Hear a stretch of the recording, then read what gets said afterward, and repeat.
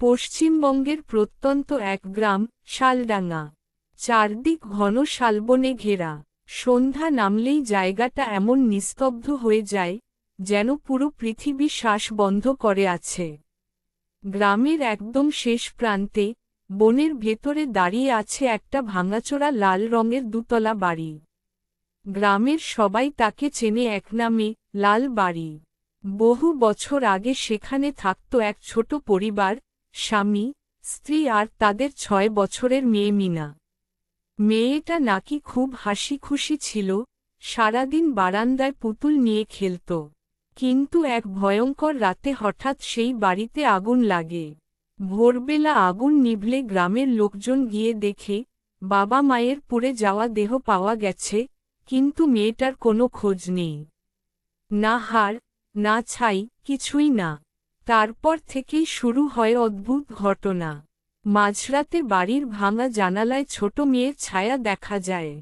কেউ কেউ বলে, লাল ফ্রক পরা একটা মেয়ে বারান্দায় দাঁড়িয়ে থাকে। কেউ কাছে গেলে, হাওয়া ঠান্ডা হয়ে যায়, আর কানে ভেসে আসে ফিসফিস হাসি। গ্রামের মানুষ শপথ করে বলে, মিনা এখনও ওই বাড়িতে আছে। এই গল্প শুনেই শহর থেকে আসা কলেজপড়ুয়া ছেলে ঋত্বিকের মাথায় আগুন জ্বলে ওঠে। সে ইউটিউবে হরর কন্টেন্ট বানায়। ভাবল, এ তো দারুণ সুযোগ। ভূত নেই, সব গুজব, এই বিশ্বাস নিয়ে সে ঠিক করল রাতে লাইভ ভিডিও করবে লাল বাড়ির ভেতর থেকে। সেদিন রাত 11টা, চাঁদ মেঘে ঢাকা। ঋত্বিক ক্যামেরা অন করল।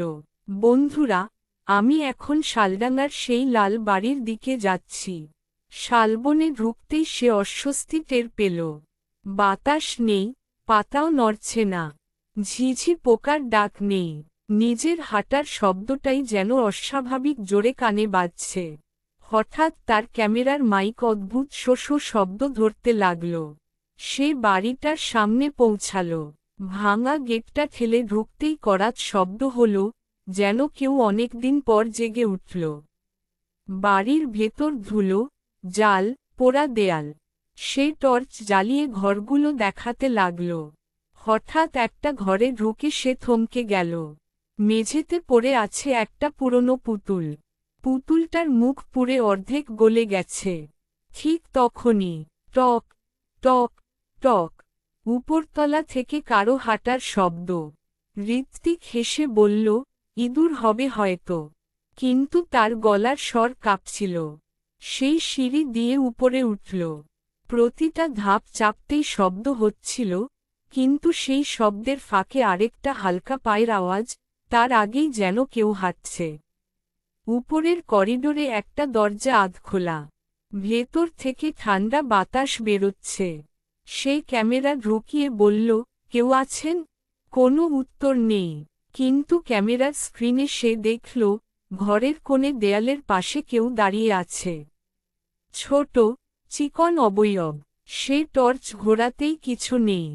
হঠাৎ তার পেছনে মিষ্টি গলায় ফিসফিস, তুমি আমার সঙ্গে খেলবে? ঋত্বিক ঘুরে দাঁড়াল। তার পেছনে দাঁড়িয়ে একটা ছোট মেয়ে।